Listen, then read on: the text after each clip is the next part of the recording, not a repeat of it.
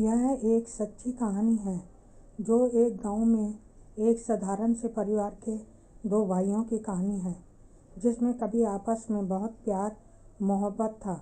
वह साथ साथ स्कूल जाते और साथ साथ ही खाना खाते थे और साथ ही खेला करते।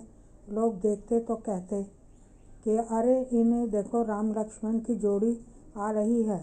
परंतु समय के साथ साथ जब दोनों भाई जवान हुए तो वह अपने अपने काम में लगे रहते, खुद ही खेती बाड़ी का काम करते। इस पर उनके माता पिता बहुत खुश होते कि भाई हो तो ऐसे, जो एक दूसरे से कितना प्यार मोहब्बत से रहते हैं। उनके प्यार और संबंध की मिसाल देते थे गांव वाले। जब वह अपने पैरों पर खड़े हुए तो माँ बाप ने उनकी शादी की बात चलाई, जिस पर उन्हें एक सुंदर और सुशील लड़की जल्दी ही मिल गई। वह बहुत बड़े घर की बेटी थी और बड़ी धूमधाम से शादी हुई। थोड़े ही दिनों के बाद दोनों भाई और उनकी पत्नी हंसी खुशी अपने घर में रहने लगे। देवर भाभी की भी हंसी मजाक चलती थी, अपनी जिंदगी में खुश थे। कुछ दिनों बाद छोटे भाई के दिमाग में उल जलूल बातें आने लगी। अगर भाभी की शादी मेरे साथ हो जाती तो कितना अच्छा रहता। वह अपनी भाभी को बहुत ज़्यादा पसंद करने लगा था और अपने भाई को भाभी से किसी न किसी बहाने दूर करता रहता था। भाई के खिलाफ अपनी भाभी को भड़काता जा रहा था, परंतु भाभी देवर से दूर रहने का कोई न कोई बहाना ढूंढने लगी। परंतु ये सब बातें उसने अपने घर में किसी को नहीं बताई। एक दिन छोटे भाई ने मौका देखकर अपने बड़े भाई को साफ लफ्ज़ों में अपने दिल की बात बता दी। कहा कि वह भाभी को बहुत ज़्यादा पसंद करता है और भाभी से शादी करना चाहता है, परंतु यह अच्छा होगा कि तुम भाभी को अपने आप ही तलाक दे दो। मैं भाभी से शादी करने के लिए तैयार हूँ। परंतु बड़ा भाई नहीं माना और इसी बात पे लड़ाई झगड़ा रहने लगा। माता पिता ने भी अपने छोटे बेटे को बहुत समझाया, परंतु वह मरने मारने को तैयार बैठा था। उसे एक रात को उसने देखा कि भाभी अपने मायके गई है और घर का दरवाज़ा खुला था। उस रात उसे नींद भी नहीं आ रही थी।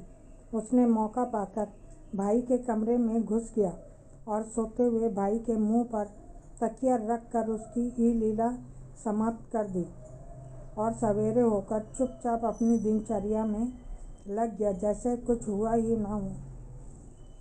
अचानक उसकी माँ ने देखा कि बड़ा बेटा अभी तक उठा नहीं है, तो उसने बाहर जाकर देखा कि वह तो इस दुनिया में ही नहीं है। सबने सोचा कि शायद हार्ट अटैक की वजह से बेटे की मृत्यु हो गई है। बात हो गई और पुलिस ने भी कोई ज़्यादा कार्रवाई नहीं की। 10 साल का समय बीत गया। दूसरे गांव में एक लड़के का जन्म होता है।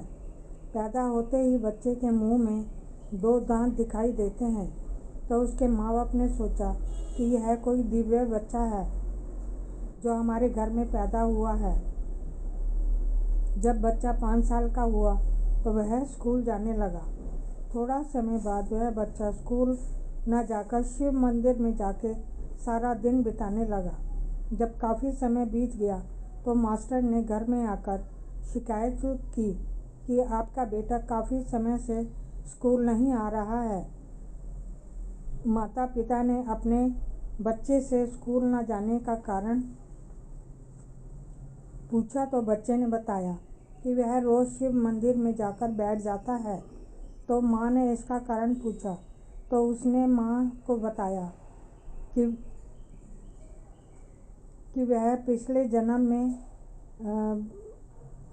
किस घर में और कहाँ पैदा हुआ था और उसकी मृत्यु किस प्रकार हुई। इस तरह से उसकी पत्नी को पाने के लिए उसके भाई ने उसके मुंह पे तकिया रखकर उसका मुंह दबाकर उसकी हत्या कर दी थी और फिर उसकी पत्नी से शादी करके वह अपना जीवन व्यतीत कर रहा है। औरत और प्यार, पैसा बहुत बुरी बला है। इन तीनों को पाने के लिए आज का इंसान रिश्तों को भी नहीं देखता और उसे पाने के लिए अपनों का भी खून कर देता है।